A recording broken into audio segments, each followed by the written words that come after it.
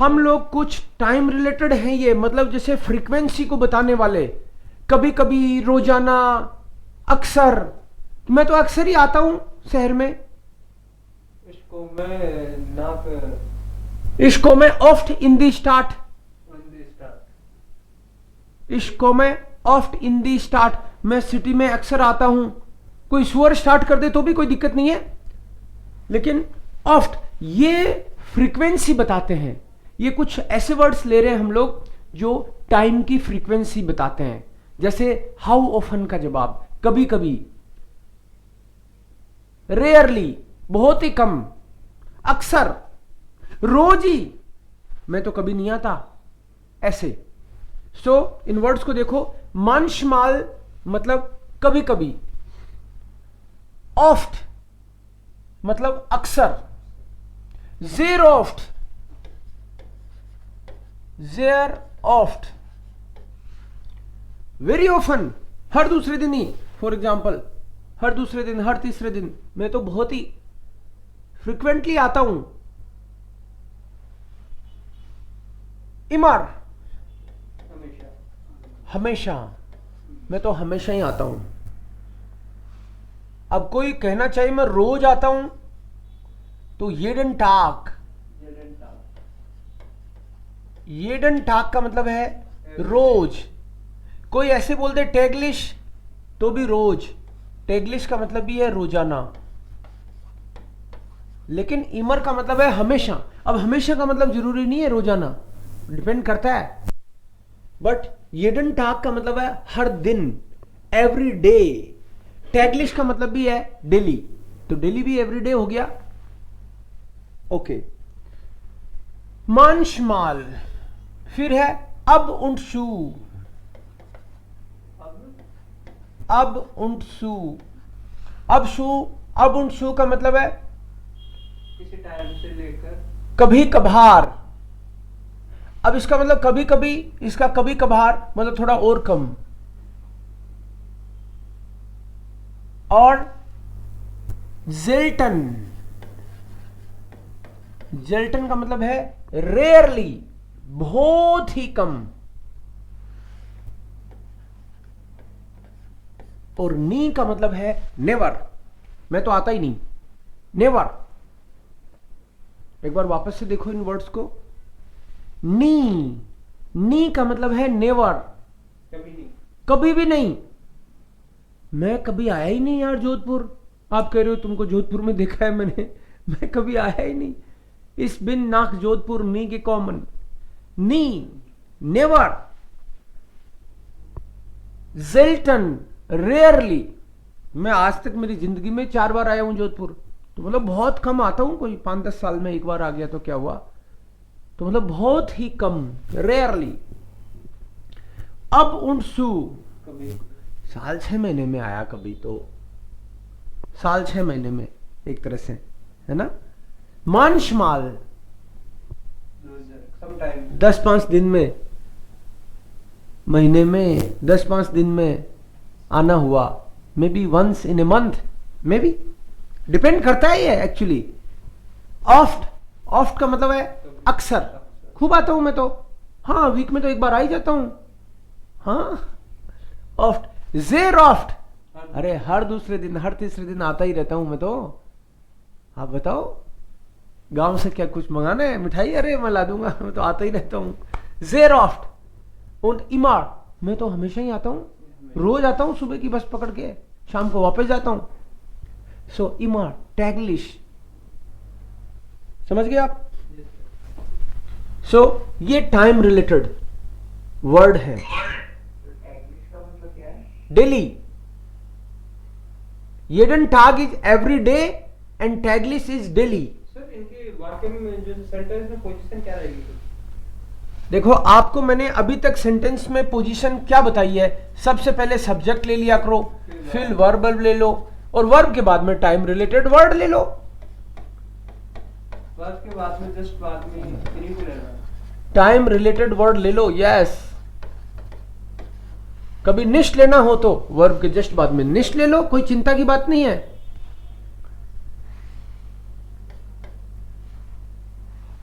ठीक है,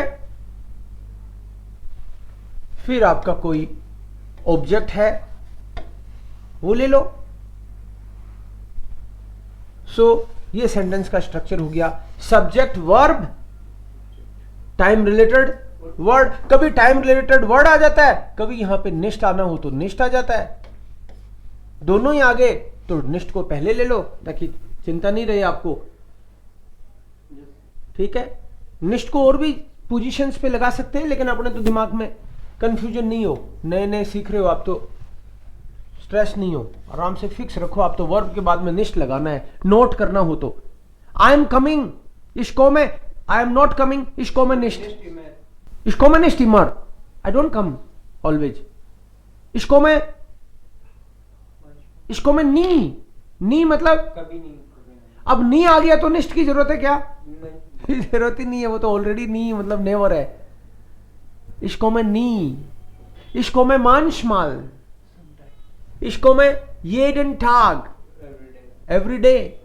आपको बोलना हो मैं रोज नहीं आता, इसको में निष्ठ jeden Tag नहीं करना। इसको में निष्ठ नी jeden Tag, निष्ठ भी लगा रहे हो, नी भी लगा रहे हो, नी लगाएंगे एक। इसको में नी jeden Tag, इसको में नी भी लगा रहा है, jeden Tag भी लगा रहा है। jeden Tag का मतलब तो है हर दिन, और नी का मतलब है कभी नहीं। इसको में नी, इसको में नी, मैं तो आता ही नहीं। या फिर आप इतना ही बोल दो, इसको में निष्ठ jeden Tag, आता तो हूं लेकिन रोज नहीं आता। इसको में निष्ठ jeden Tag। ठीक है, ये हो गए टाइम रिलेटेड वर्ड्स। ओके, इसी की तरह कुछ टाइम रिलेटेड वर्ड और लिखेंगे हम लोग, ताकि आपको धीरे धीरे टेक्स्ट में कंफर्ट और आए। हॉइटे, मॉर्गन, यूबरमॉर्गन पहले किए भी थे हमने। हॉइटे, हॉइटे मतलब टुडे, आज। मॉर्गन मतलब कल, आने वाला कल। यूबरमॉर्गन परसों, आने वाला। यूबरमॉर्गन।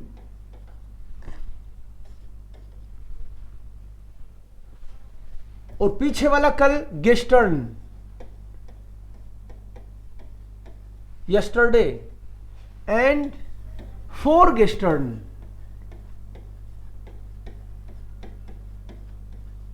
फोर गेस्टर्न का मतलब है day before yesterday. heute is today, आज। heute ist टुडे, आज।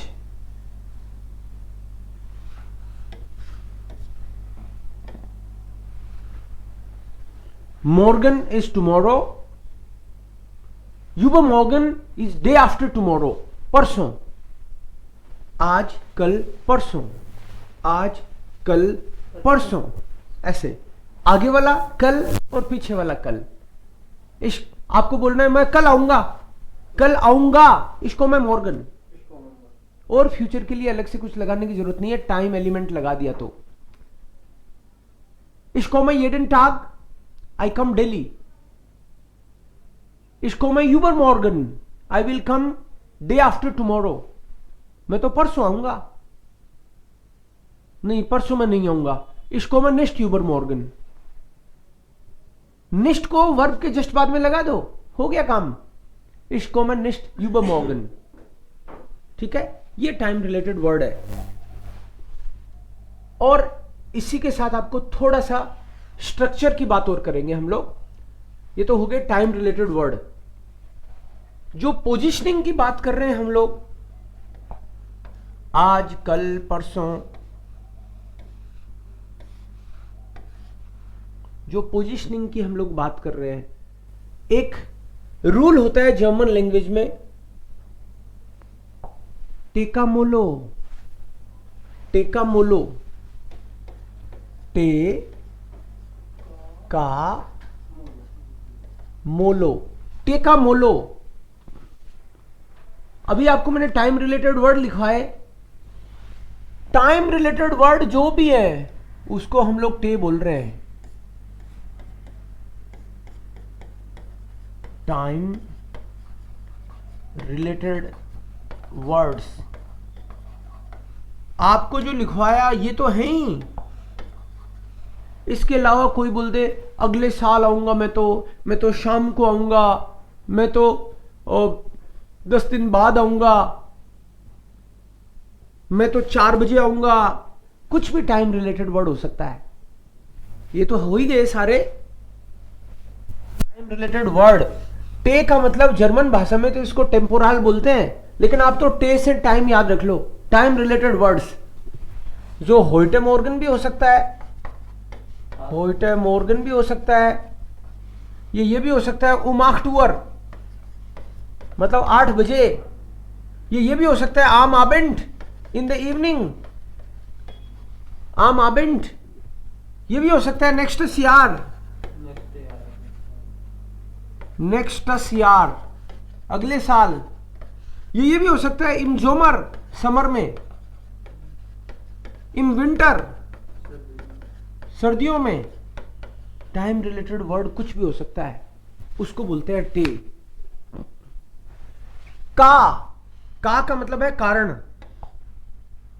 अब जर्मन भाषा में तो अलग है इसका मतलब, लेकिन अपने तो सीधा सीधा लिख लो कारण,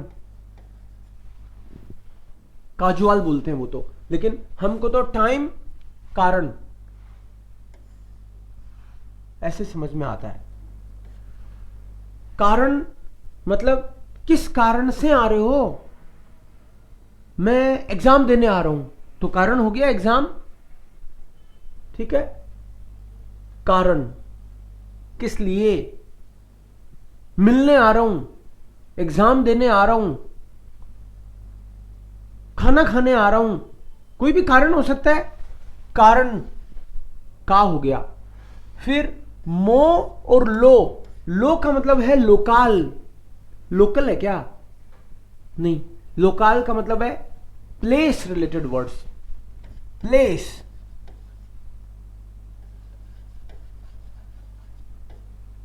प्लेस रिलेटेड का मतलब हो गया, जैसे मान लो कोई सिटी का ही नाम दे दिया, जयपुर, म्यूनशन, नाथ द्वारा, मुंबई, दिल्ली, पुणे, हैदराबाद, कोई भी प्लेस हो सकता है वो। अब उसके साथ में प्रीपोजिशन भी कोई भी हो सकती है, इन जयपुर, नाख जयपुर, वो डिपेंड करता है ना, मैं जयपुर में हूं तो इस बिन इन जयपुर बोलूंगा, और मैं जयपुर आ रहा हूं तो इसको मैं नाख जयपुर। तो प्रीपोजिशन तो जो भी होगी वो होगी, लेकिन प्लेस जो है उसको बाद में लेते हैं। और मो का मतलब है मोड, मोड, मोड होता है जवाब हाउ का, कैसे। ये तो है क्यों का, वाई, और ये है हाउ। हाउ बोले तो ये वो नहीं कि हाउ खा जाएगा, वो वाला हाउ नहीं है, ये मतलब हाउ का मतलब है कैसे, कार से आ रहे हो, भाई के साथ आ रहे हो, कैसे, स्कूटर से, प्लेन से, हाउ का जवाब कोई दे, राइट। व्हीकल भी हो सकता है, वी फॉरेन जी, जैसे मिडिम आउटो, मिडिम आउटो, मिट माइनम ब्रूडर, अलाइन, मैं तो अकेला ही आ रहा हूं। वी का जवाब है ये, हाउ का जवाब है द आर्ट, मोड है आर्ट, तरीका, इसमें तरीका, ये क्यों का जवाब है, ये टाइम का जवाब है, और ये प्लेस। ये टेका मोलो का मतलब क्या है, ये टेका मोलो रूल क्या है, ये तो मैंने बता दिया कि इसमें क्या आएगा। रूल ये है जर्मन लैंग्वेज में कि अगर मान लो आप कोई सेंटेंस बना रहे हो, सेंटेंस में सब्जेक्ट होगा, वर्ब होगी, ऑब्जेक्ट भी होगा, ठीक है, ना भी हो, लेकिन सब्जेक्ट और वर्ब तो होगा ही होगा, इससे छोटा तो सेंटेंस हो नहीं सकता। टेका मोलो में मैं आपको ये कह रहा हूं, जैसे मान लो किसी सेंटेंस में टाइम और कारण दोनों आ गए, तो हम पहले टाइम को लेंगे।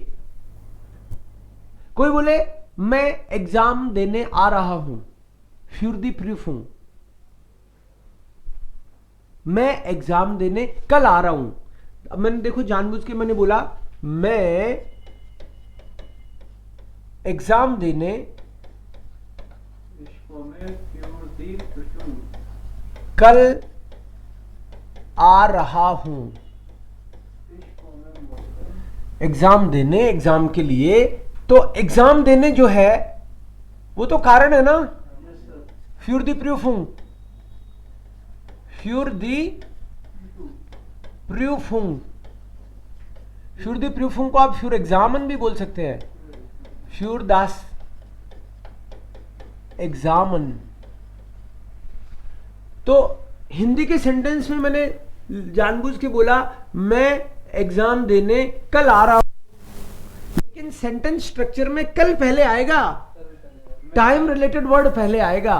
कोई इंग्लिश में, हिंदी में कैसे भी बोले, हमको फर्क नहीं पड़ता, हम इस स्ट्रक्चर को फॉलो कर सकेंगे तो करेंगे, याद रह जाए तो, है ना। नहीं भी रहे तो ऐसा कोई क्राइम नहीं है A1 में, लेकिन आपको याद रहने लग जाएंगे अगर अभी बता दूंगा तो। सो इश komme Morgen. morgen Für die für die Prüfung, ich komme morgen für die Prüfung। तो इस सब्जेक्ट हो गया, komme is by verb, time. morgen te für die Prüfung का, टेका आ गया इसमें, टेका टेका। अब कोई बोले मैं एग्जाम देने जयपुर आ रहा हूं, अब जरूरी थोड़ी है सारे आएंगे ही उसमें, लेकिन कभी कोई टाइम नहीं बताए, कभी कोई कुछ बताएगा। सो मैं एग्जाम देने जयपुर आ रहा हूं। तुम किस लिए आ रहे हो जयपुर? मैं जयपुर एग्जाम देने आ रहा हूं। तो हिंदी में कोई जयपुर को पहले लाए बाद में लाए, जर्मन में हमको ये फॉलो करना है। सो मैं एग्जाम देने जयपुर आ रहा हूं। आपकी बात टाइम नहीं बोला मैंने, लेकिन प्लेस बोल दिया। इश्को में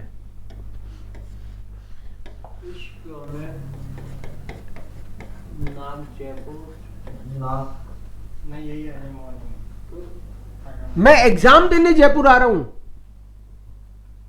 इसको मैं für die Prüfung परफ्यूम नहीं, प्रूफूं। इसको मैं die Prüfung फ्यूर दी प्रूफूं नाम जयपुर।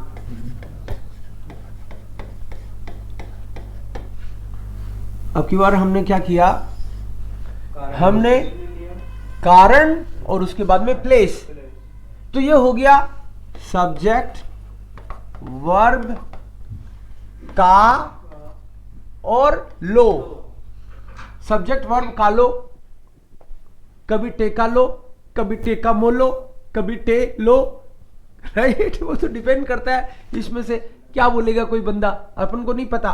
बट अगर मान लो सपोज कोई एक सेंटेंस में चारों यूज कर ले, टेका मोलो, मैं कल एग्जाम देने कार से जयपुर आ रहा हूं, बोल सकता है भाई कोई चाहे तो इस तरह के सेंटेंस हम बनाएंगे तो लोग देखेंगे अरे यार ये तो बड़ा ज्ञानी आदमी है, बहुत बड़े बड़े सेंटेंस बनाता है, लेकिन हमको पता है क्या चीज कौन सी कब आनी है।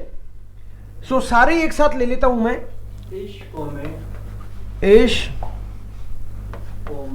morgen इसको मैं morgen Morgan für die Prüfung प्रूफुंग für die Prüfung फ्यूर दी प्रूफुंग mit dem Auto मिट डेम आउटो nach Jaypur। नाक जयपुर। सो सब्जेक्ट, वर्ब, टे का मो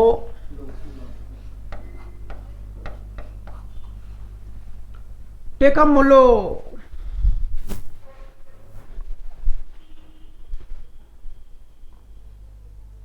सो सेंटेंस मैंने बड़ा लिख दिया अभी, लेकिन हम पूरे A1 में यही तो करने वाले हैं, कुछ नया नहीं कराने वाला हूं, इनकी प्रैक्टिस ही करा रहा हूं मैं आपको।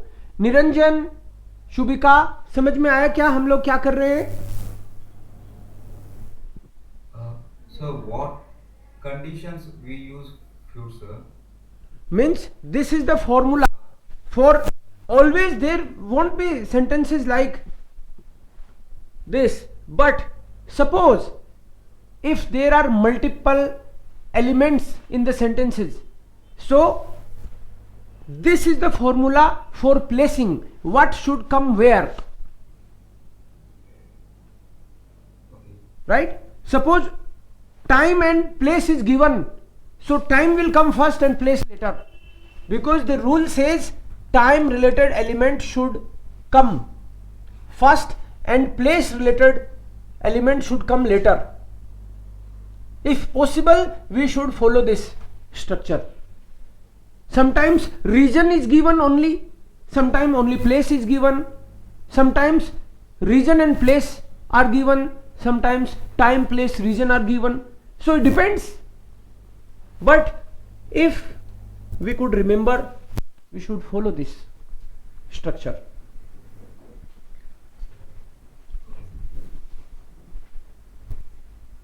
क्या?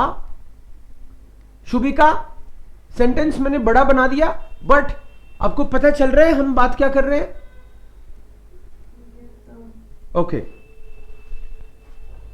गुड. सो बीच बीच में आप लोगों को डराने के लिए मैं बड़ी चीजें कर लेता हूं, बड़े सेंटेंस स्ट्रक्चर टाइप के, फिर वापस आपको एबीसीडी पे ले आता हूं बुक में, राइट? ओके, सो